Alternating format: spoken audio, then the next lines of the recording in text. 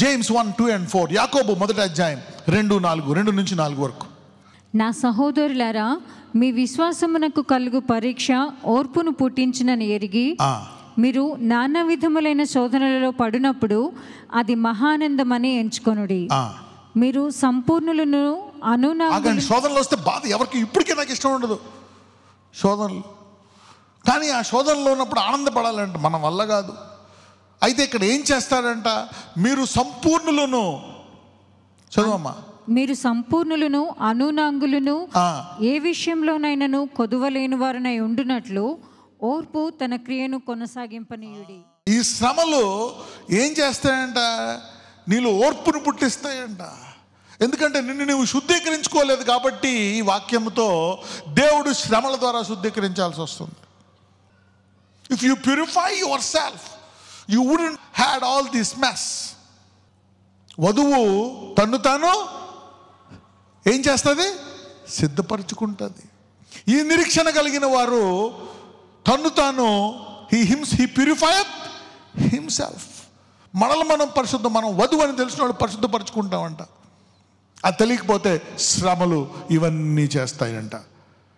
యాకోబు 1:12, కాబట్టి ఇవి నిన్ను నాశనం చేసి నిన్నేదో పడేసి ఇబ్బంది పెట్టేయడానికి కాదు, తుదకు ఘనముగా ఓర్పుతో నిన్ను పరీక్షించి శుద్ధీకరించి గట్టెక్కిస్తాడు దేవుడు. నీ సొంత గురి కంటే ఆయన నిన్ను పెట్టిన గురి ఏంటిది, భూలోకంలో సమస్తము ఆయన కొరకు. You are the bride. అందరూ చెప్పండి, నేను వధువుని అనండి. You are the bride. Come on read. శోధన సహించువాడు ధన్యుడు, అతడు శోధనకు నిలిచిన వాడై ప్రభువు తన్ను ప్రేమించు వారికి వాగ్దానము చేసిన జీవ కిరీటము పొందును. ఈ శోధనలో నేను ఫాస్టింగ్ ప్రేయర్ కంటే పవర్ఫుల్ ప్రేయర్ ఏం ప్రేయర్ అని చెప్పాను, కష్టాలలో కృంగిపోకుండా ఇంకా విశ్వాసముతో ప్రార్థించేవాడు. It is even more powerful than that. Yes or no? Yes. కష్టాల్లో అప్ప చెప్తాడు, దేవుడిని శపించు, దేవుడిని వదిలేసే. ఏం చేశాడు ఈ దేవుడు, ఏం చేశాడు ఈ దేవుడు నీకు? నా జీవితం అలాగా నీకు తెలీదు. ఆ యుగములు ఆయనతో జీవించడానికి ఇలా జరుగుతుంది. ఇక్కడ నిన్ను నువ్వు శుద్ధీకరించుకుంటే వేరుగా ఉండేది, కానీ మన హృదయం తెలుసు కదా, అందరూ క్లీన్గా ఉండాలి, నేను క్లీన్ అనుకుంటాం. శోధన సహించేవాడు, కానీ సహించేవాడు ధన్యుడంట. అతను శోధనకు నిలిచిన వాడై ప్రభు తన్ను ప్రేమించే వారికి ఆ శోధనలో కూడా నిలబడి కష్టంలో ఇంకా దేవుని ప్రేమిస్తున్నావా, అప్పుడు అసలైన జీవి కిరీటం ఇస్తాడంట, వాగ్దానం చేసింది. 1 కొరింథీయులు 10:13. సాధారణముగా మనుషులకు కలుగు శోధన తప్ప మరి ఏదియూ మీకు సంభవింపలేదు. దేవుడు నమ్మదగినవాడు, మీరు సహింపగలిగినంత కంటే ఎక్కువగా ఆయన మిమ్మను శోధింపబడనీయడు. అంతేకాదు, సహింపగలుగుటకు ఆయన శోధనతో కూడా తప్పించుకునే మార్గమును కలుగచేయును. చూసారా, నువ్వు అనుకోవచ్చు ఇది అయిపోయింది, దేవుడు నాకు ఇది ఇచ్చాడు సమస్య, ఇందులోంచి ఎలా బయటికి రావాలా? No problem. నీవు గనక విశ్వాసం కలిగి ఉంటే ఎంత పెద్ద బాధ అయినా అందులోంచి ఒక మార్గం చూపిస్తాడండి. ఈరోజు మీ ప్రతి శోధనకి ఒక తప్పించుకునే మార్గం కనబడును గాక. మీకు అదే సాక్ష్యము కలుగును గాక. Yeah God, if you hold on to faith, ఏదో ఒక మార్గం దేవుడు తెరుస్తాడు. For every problem. సరే వచ్చేసింది, పొరపాటు చేశాను, సమస్య, నువ్వు అలాగే విశ్వాసాన్ని గట్టిగా పట్టుకుంటే ఇగో ఎర్ర సముద్రము పాయలైందా లేదా? యా. ఒక చోట పౌలు పొగుడుతాడు ఒక సంఘాన్ని, చూద్దాం. 2 కొరింథీయులు 8:2. ఎలాగనగా వారు బహుశ్రమ వలన పరీక్షింపబడగా అత్యధికముగా సంతోషించిరి, మరియు వారు నిరుపేదలైనను వారి దాతృత్వము బహుగా విస్తరించెను. You see that now. కానీ శుద్ధీకరించిన వారు పేద ధనికులతో సంబంధం లేదు, వాడు పేదవాడైనా దేవునికి ఇస్తాడు, ఆ తర్వాత ఆశీర్వదించబడతాడు. Purified people are powerful people. They are givers, they love God. కొంతమంది మేము పేదవాళ్ళు, మేమేం చేయాలా అంటారు. 1 పేతురు 1 అధ్యాయం 6-7 వచనాలు. 1 Peter 1:6-7. ఇందువలన మీరు మిక్కిలి ఆనందించుచున్నారు, కానీ అవసరమును బట్టి నానా విధములైన శోధనల చేత ప్రస్తుతమున కొంచెము కాలము మీకు దుఃఖము కలుగుచున్నది. ఇందువలన మీరు మిక్కిలి ఆనందించున్నారు, కానీ అవసరమును బట్టి నానా విధములైన శోధనల చేత ప్రస్తుతము కొంచెము కాలం మీకు దుఃఖం కలుగుతుందని చెప్తున్నాడు. చదవండి. నశించిపోవు సువర్ణము అగ్ని పరీక్ష వలన శుద్ధపరచబడుచున్నది కదా, దానికంటే అమూల్యమైన మీ విశ్వాసము ఈ శోధనల చేత పరీక్షకు నిలిచినదై యేసుక్రీస్తు ప్రత్యక్షమైనప్పుడు మీకు మెప్పును మహిమయు ఘనతయు కలుగుట. ఆయన మహిమ ఆ విశ్వాసములో గట్టిగా పడుకుని అలాగే ప్రార్థనలో ఇచ్చుట్లో నీ ఉంటే ఆయన వచ్చినప్పుడు అంట మహిమ ఘనత కలుగుతుందంట. యుగ యుగములు ఈ కొద్ది అవమానము యుగ యుగములు ఘనత కలుగుతుందంట నీవు నీ కుటుంబం. అందుకనే ఇటర్నల్ మైండ్, శాశ్వతమైన జీవము గల దర్శనం మీ అందరికీ కలుగును గాక. యూనో ఒక బీద విధవరాలు తనకు కలిగిన సమస్తాన్ని ఇచ్చేస్తుంది అంటే ఆమె శుద్ధీకరింపబడ్డది. ఒక ధనికుడు అన్ని ఆజ్ఞలు పాటిస్తున్నాడు, కానీ యేసుప్రభు వారు సమస్తం విడిచిపెట్టమన్నప్పుడు వచ్చాడా అంటే ఏం జరగలేదు, అతనికి శుద్ధీకరించబడలే. అతని హృదయంలో ఇంకా హీ లాస్ట్ హిస్ సాల్వేషన్. ఒక మంచి క్రైస్తవుడు రక్షణ కోల్పోయాడంటే అతని హృదయాన్ని ఏం పట్టేసుకుంది, ఏ ఆజ్ఞలు పాటించి బ్లెస్ అయ్యాడో ఆ బ్లెస్సింగ్ పట్టేసుకుంది అతని హృదయాన్ని. ఎంత ఘోరం. ఇవన్నీ చిన్నప్పటి నుంచే పాటిస్తానని ప్రభువా అంటాడు. You see, purification is important. God tries you every moment. 1 Peter 4:12. ప్రియులారా, మిమ్మల్ని శోధించుటకు మీకు కలుగుచున్న అగ్ని వంటి మహాశ్రమను గూర్చి మీకేదో ఒక వింత సంభవించినట్లు ఆశ్చర్యపడకూడదు. ఏం జరిగిపోతుంది, నేను చచ్చిపోతున్నాను, నా బాధలు ఏంటి అన్నీ, నా పరిస్థితి. నువ్వు అనుకుంటావు ప్రభు నీకు నేనే దొరికానా, అందరూ బాగానే ఉన్నారు, నేను ఒక్కడి జీవితమే ఇలా అయిపోతుంది ఏంటి. మిమ్మల్ని శోధించుటకు మీకు కలుగుచున్న అగ్ని వంటి మహాశ్రమను గురించి మీకేదో వింత సంభవించినట్లు ఆశ్చర్యపడకూడదు. చదవండి అమ్మా. క్రీస్తు మహిమ బయలుపరచబడినప్పుడు మీరు మహానందముతో సంతోషించి నిమిత్తము క్రీస్తు శ్రమలలో మీరు పాలువారై ఉన్నంతగా సంతోషించు. అఫ్ కోర్స్ ఆయన శ్రమల్లో పాలువారు అవలేము, కానీ ఈ శ్రమల్లోంచి కూడా మరి ఆయన మహిమ బయటకు వస్తుందంట. 1 పేతురు 5:10. అంటే ఏదో నన్ను దేవుడు ఏదో నాకు నేను చేసింది అయిపోతుంది, నా పని అయిపోతుంది అనుకుంటున్నామేమో. గొప్ప సాక్ష్యాలు మీ అందరికీ మీ శ్రమల్లోంచి బయటకు వచ్చిన గాక. రీడ్ 1 పేతురు 5:10. తన నిత్య మహిమకు క్రీస్తునందు మిమ్మల్ని పిలిచిన సర్వకృపానిధియగు దేవుడు కొంచెము కాలము మీరు శ్రమపడిన పిమ్మట తానే మిమ్మల్ని పూర్ణులనుగా చేసి స్థిరపరచి బలపరచు. తర్వాత యోబు ఎన్ని తరాలను చూశాడంట, 4 తరాలు. 2 రెట్లు వచ్చేసే కోల్పోయిన దానికి. ఆ శ్రమలో నీవు అలాగుంటే నిన్ను పూర్ణులుగా చేసి స్థిరపరిచి ఏం చేస్తాడంట, బలపరుస్తాడంట. హెబ్రూలు 12:4-11. మీరు పాపముతో పోరాడుటలో రక్తము కారునంతగా ఇంకా దానిని ఎదిరింపు. అంటే ఎంతవరకు ప్యూరిఫై చేసుకోవాలంట చూడండి. నేను ఎప్పుడు చెప్తా ఉంటాను మీకు, ఇప్పుడు ఎవరైనా ఒకవేళ అన్నము అలా పొయ్యి మీద పెట్టి మర్చిపోయారనుకోండి, లేకపోతే పాలు పెట్టి మర్చిపోతే ఒక 2-3 గంటలు, 1 గంట కాలింది అనుకుందాం. ఎలా ఉంటుంది కింద మాడు, తెల్లగా ఉంటుంది కదా, నల్లగా ఉంటుందా, ఓకే రైట్. అది మామూలుగా కొంచెం గట్టిగా పెడితే నీళ్ళు వేస్తే వచ్చేస్తుంది నానబెట్టి, ఇది రాదు. ఇప్పుడు ఈ మధ్య మనకి చూడండి ఈ స్కబ్బర్స్తో పాటు ఒక ఐరన్ తెస్తారు తెలుసా మీకు, ఇనపదే. పాతకాలంలో ఏం చేసేవారు తెలుసా, ఇటుక బెడ్డ పెట్టేవారు మీకు. కానీ ఇల్లు కంతా ఇటుక బెడ్డ తెచ్చి ఇలా పెట్టి ఇలా గీకి ఇలా కానివ్వరు దాన్ని అంటే పోయి అనమాట ఆ మసి.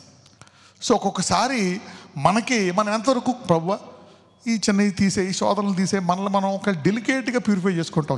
ఎలా చేసుకుంటాం, డెలికేట్గా. కొన్ని ఉంటాయన్నమాట డిపాజిట్స్. అయితే మీరు పాపముతో పోరాడుట్లో రక్తము కారణందుకు ఎదురే ఒక్కొక్కసారి అంత ప్యూరిఫై చేసుకోవాలంటే కొన్ని గుణాలు. అందుకే దేవుడిని అడగాలంటే ప్రభువా ఏ గుణం ఉంది, ఈ గుణమా, అబ్బా నువ్వు ప్రేయర్ చేస్తున్నావు ఒక గుణం గురించి, 5 ఏళ్ళు అయిపోయింది, ఎక్కడా చెక్కు చెదరలేదు, ఆ గుణం అలాగే ఉంది నీలో. కొంతమందికి 20 ఏళ్ళు అయిపోయింది నీ గుణం, ప్రభువా నా కోపం తగ్గించని, చెక్కు చెదరకుండా నీ కోపం అలాగే చక్కగా ఉంది. కొంతమందికి నా నోరు మారాలి నాయన, ఈ చెడ్డ మాటలు రాకూడదు అని నువ్వు అప్పుడప్పుడు జెంటిల్గా సింపుల్గా ప్రేయర్ చేసుకుంటున్నావు చక్కగా. 30 ఏళ్ళు అయిపోయింది, నోరు ఎక్కడా మారలేదు. ఎలా యుద్ధం చేయాలంట, ఎలా పోరాడాలంట? రక్తము యేసు ప్రభు వారు తన శరీరమేమో వద్దు నువ్వు చావక, వద్దు నువ్వు సిలువుకు వెళ్ళక అని ఆయన శరీరం అంటుంటే ఆయన రక్తము కారణంతగా ప్రార్థించి దాన్ని జయించి సిలువుకి వెళ్ళాడు ఆయన.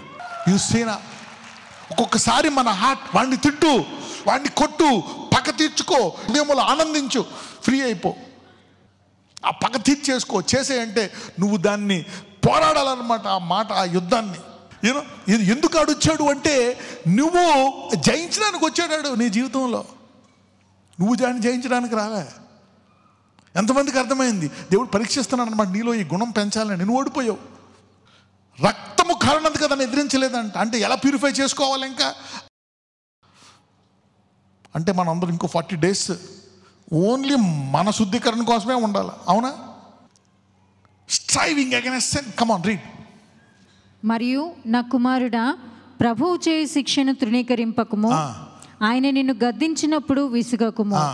ప్రభువు తాను ప్రేమించు వానిని శిక్షించి తాను స్వీకరించు ప్రతి కుమారుని దండించును అని కుమారులతో సంభాషించినట్లు మీతో సంభాషించు ఆయన హెచ్చరికను మరచితిరి. శిక్షాఫలము పొందుటకై మీరు సహించుచున్నారు.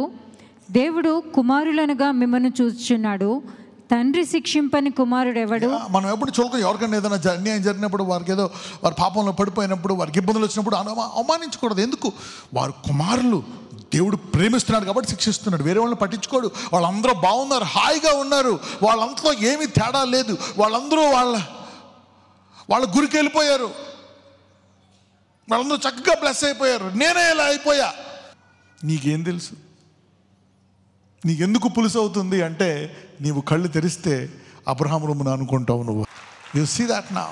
సో ఎప్పుడు కూడా విజయవంతమైన వారితో పోల్చుకోవద్దు.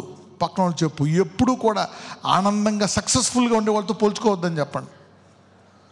అందంగా ఎవరైనా ఉన్నారా వాళ్ళతో అసలు పోల్చుకోవద్దు. స్త్రీలారా, నువ్వు శుద్ధీకరించుకో. నీ శ్రమల్లో నీ విశ్వాసాన్ని గట్టిగా పట్టుకో. చదవండి. కుమారులైన వారందరూ 8 హెబ్రీలు 12:8 కుమారులైన వారందరూ శిక్షలో పాలు పొందుచున్నారు.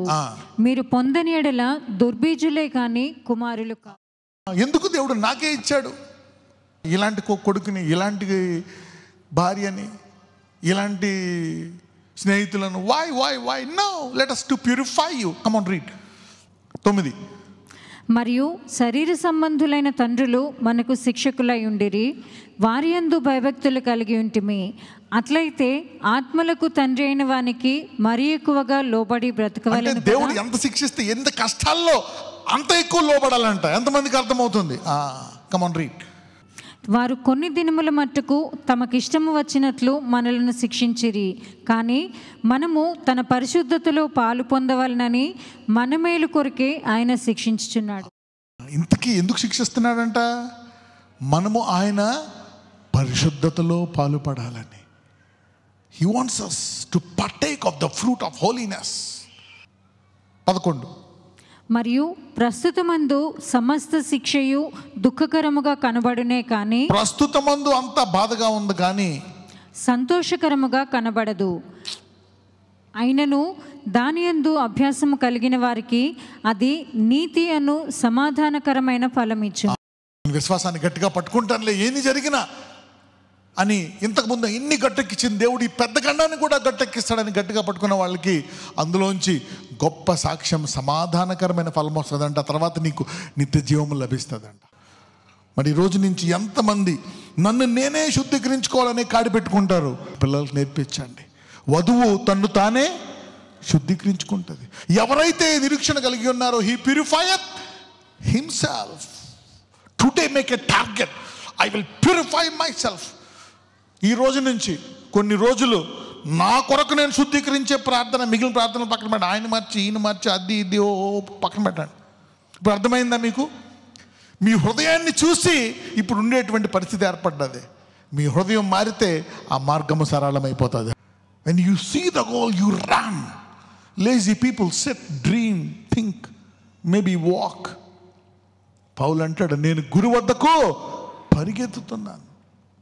It exposes your laziness. ప్రార్థించడానికి బద్దకిస్తాం.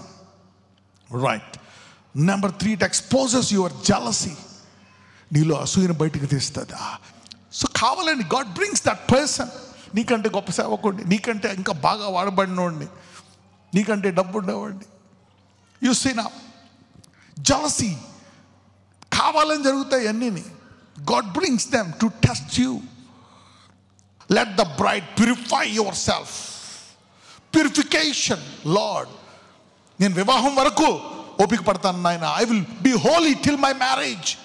యవ్వనులారా, relationships, friendships, don't go with the world. అందరూ అలా అయిపోయారు, అందరూ ఎలాగైపోయారు. No no no no no no no no no don't be like that. That's dangerous. నిన్ను నువ్వే శుద్ధీకరించుకో. లోకాన్ని చూడక నువ్వు వధువువి. దేవుడు ప్రతి క్షణము నిన్ను పరీక్షిస్తున్నాడు. God is telling my daughter, my young man, my son, stay pure, stay holy, be pure, keep up your. వివాహం అయిందా? ఇంకా జాగ్రత్త పడు. Yeah, keep yourself, do the best. You see that now. Purify. తన్ను తానే శుద్ధపరచుకోవాలా. This is the major mission. God is watching you. తర్వాత పెద్ద గండం వచ్చి ఇరుక్కుపోయే బదులు నువ్వు శుద్ధీకరించుకున్నావు అనుకో, నీ హైవే, స్పీడ్ బ్రేకర్ లేని హైవేలోకి వెళ్ళిపోతామంట. మన అందరం స్పీడ్ బ్రేకర్లు ఉండవు. ఎంతమందికి స్పీడ్ బ్రేకర్ లేని హైవే కావాలా? యా, తీయండి, వచనం తీయండి. దెర్ ఈస్ ఏ హైవే ఉంటుందంట. హైవే, ఒక హైవే ఎక్కాలంటే అదేంటో చూద్దాం. Let me give you. Speed బ్రేకర్లు అంటే అవును, స్లో అయిపోయాం. యా, చూడండి ఒకసారి ఐజయా 35:8. అక్కడ దారిగానున్న రాజమార్గం ఏర్పడను, అది పరిశుద్ధ మార్గం అనబడును. అక్కడ దారిగానున్న రాజమార్గము ఏర్పడను. అదే మార్గం అంట? పరిశుద్ధ మార్గం అనబడను. అది అపవిత్రులు పోకూడని మార్గము. అది మార్గమున పోవారికి ఏర్పరచబడును. మూఢులైనను దానిలో నడుచుచు త్రోవను తప్పక ఉందురు. చూడండి, and a highway shall be there and a way, and it shall be called the way of holiness. ఎవరైతే నన్ను నేను శుద్ధీకరించుకోవాలనే ప్రార్థనతో కేంద్రీకరించుకొని ఉపవాసం ఉండి నీ కొరకు నువ్వు నీ హృదయం కొరకు ఉపవాసం ఉంటావో, స్పీడ్ బ్రేకర్లు, గుంతలో, మార్గాలు ఏమి అడ్డులు లేని హైవేలోకి కుదురుగాక. You will enter into a highway. You see that? How many of you want to enter into a highway of nice marriage? Stay holy in your young youth. నీ యవ్వన కాలంలో శుద్ధీకరించుకో. ఎంతమంది ఈరోజు ఒక గురి కలిగి ఉందాం, నన్ను నేను శుద్ధీకరించుకుంటాం. Yeah, come on, let us pray, let us take a mission. ఈ కాడి పిల్లల మీద కూడా పెడదాం. వారిని వారు శుద్ధీకరించుకోవాలా. ఇది మొదటి భాగము. దేవుని వాక్యం, దేవుని మందిరం. This is the only way. ఆయన వాక్యముతో తప్ప ఎలా శుద్ధీకరించుకుంటాం? అప్పుడు నీవు అనుకున్న కళ్ళన్నీ నెరవేరుతాయి. నీ గురి, నీ గమ్యమన్నీ ఏర్పడిపోతాయి. నీ పిల్లల మీద కాడి పెట్టాలా, నువ్వు పెట్టుకోవాలి ఈ కాడి. Come on, let us pray.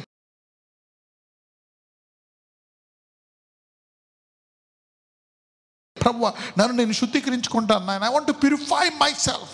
Search me, clean me, purify me. ఎందుకంటే ఈ కష్ట నష్టాలతో అలసిపోయాను. ఇప్పుడు నన్ను నేను శుద్ధీకరించుకునే మార్గం అయితే ఇదిగో అది హైవేగా మారుతుంది అన్నావు. I want to enter into a highway of prosperity, highway of marriage, highway of kids, highway of life.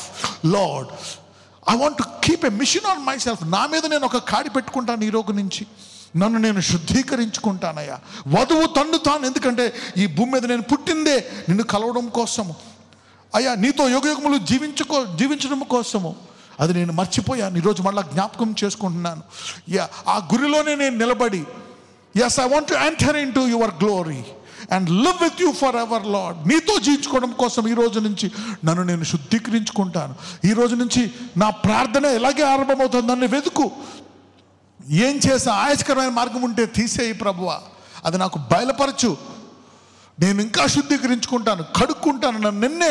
నన్ను నేనే శుద్ధీకరించబడతాను నాయన. యోబు లాంటి లేక దావీదు లాంటి అటువంటి శ్రమలు రాకుండా ఇదిగో ఆ గట్టు నెక్కేటువంటి కృప నాకు దయచేయమని నజరేయుడైన యేసును మనం ప్రార్థిస్తున్నాము తండ్రి. ఆమేన్.